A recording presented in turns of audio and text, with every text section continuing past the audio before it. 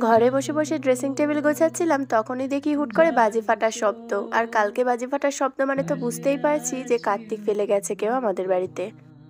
গত বছর কেউ আমাদের বাড়িতে কার্তিক না দিলেও এই বছর কিন্তু ঠিকই দিয়ে গেছে। আর কারা দিয়ে গেছে এই যে দেখো। আর এখন তো নতুন নিয়ম উঠেছে, কার্তিক দেওয়ার সাথে সাথে চিঠিতে লিখতে হবে যে কি কি খেতে চাই ওরা, তো সেই মতো কি কি খেতে চাই সেটাও লিখে দিয়েছে। তো চলো এবার ঠাকুরটাকে ঘরে নিয়ে যাই। জীবনে প্রথম এক্সপেরিয়েন্স এটা আমার। আগে তো কোনোদিন কার্তিক পুজো করিনি, কারণ বিয়ে হয়েছে মাত্রই 2 বছর হচ্ছে, আর গত বছর আমাদের বাড়ি কেউই কার্তিক দেয়নি।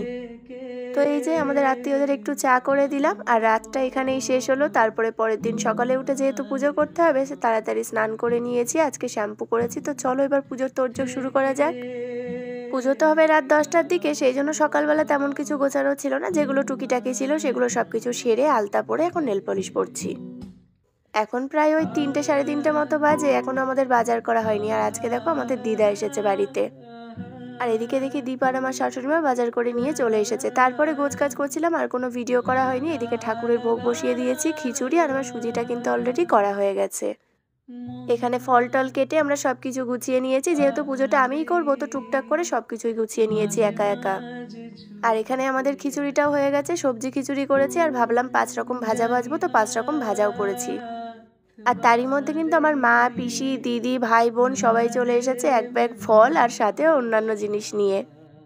চলো এবার আমি রেডি হব, কিছুক্ষণ পরেই ঠাকুরমশাই চলে আসবে। আজকে পরেছি আমার মায়ের বহু পুরনো এই গরদের শাড়িটা। এটা আমার দিদা বৃন্দাবন থেকে নিয়ে এসেছিল, তবে আমার মা এখন আর পরে না, কারণ কাজবাজ গোছাতে হয় তো ভয়তে আর পরতে পারে না। সেজন্যই মা আমাকে এটা গিফট করে দিয়েছে। তো চলো আমাদের ঠাকুরমশাই চলে এসেছে আর পুজোও শুরু হয়ে গেছে। আজকে অঞ্জলি দেব আমি আর দীপ।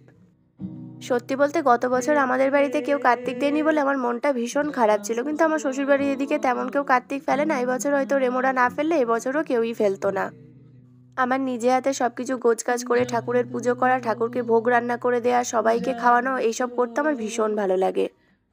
সবকিছু গুছিয়ে রাখলেও ঠাকুরমশাই আসলে তো কম বেশি কাজ থাকেই। তো এখন চলো চক্ষুদান হচ্ছে, তারপরেই আমরা বসে পড়বো অঞ্জলি দিতে। আমি তো পুজোর মধ্যে ব্যস্ত ছিলাম, আমার ফোন নিয়ে টুকটাক করে রেমো একটু একটু ভিডিও করেছে, আর এই ভিডিওটা আমি করেছি যখন ফোনটা একটু হাতে পেয়েছিলাম। কার্তিক পুজো তো শিবরাত্রির মতো অনেকক্ষণ ধরে হয়, 2-3টে প্রহর ধরে, তবে আমাদের 3টে প্রহর কিন্তু একবারেই হবে। সেই জন্য পুজোর মধ্যে একটু একটু ব্রেক নিয়ে তারপরে আমাদের অঞ্জলি দেওয়া এখন ফাইনালি শুরু হয়ে গেছে। অনেক দিন পর এত লম্বা একটা উপোস করলাম। অন্যদিন উপোস করলেও তো দুপুরের মধ্যে পুজো হয়ে যায়, তবে আজকে প্রায় 10টা থেকে পুজো শুরু হয়েছে, সারাদিন আমরা কিচ্ছু খাইনি। চলো পুজো প্রায় কমপ্লিট, এখন আরতি হচ্ছে, তারপরেই কিন্তু পুজো কমপ্লিট হয়ে যাবে। নতুন নতুন এক্সপেরিয়েন্স, সবকিছু নিজে হাতে গুছিয়ে নিজেরা পুজো করা, সবাই অবশ্য হেল্প করেছে, তবে পুজোটা যেহেতু একান্তই আমার আর দীপের, ভীষণ এনজয় করলাম। তো চলো পুজো আমাদের কমপ্লিট। আমার আর শরীরে একটুও শক্তি ছিল না যে বাকিটুকু ভিডিও করব। কি কি খাওয়া দাওয়া হয়েছে, কি কি ভোগ হয়েছিল, কিছুই আর ভিডিও করতে পারিনি। তো চলো খাওয়া দাওয়া শেষ, পুজো শেষ, সবকিছু ভালোভাবে কমপ্লিট হয়ে গেল। এবার মায়েরা যাবে বাড়িতে।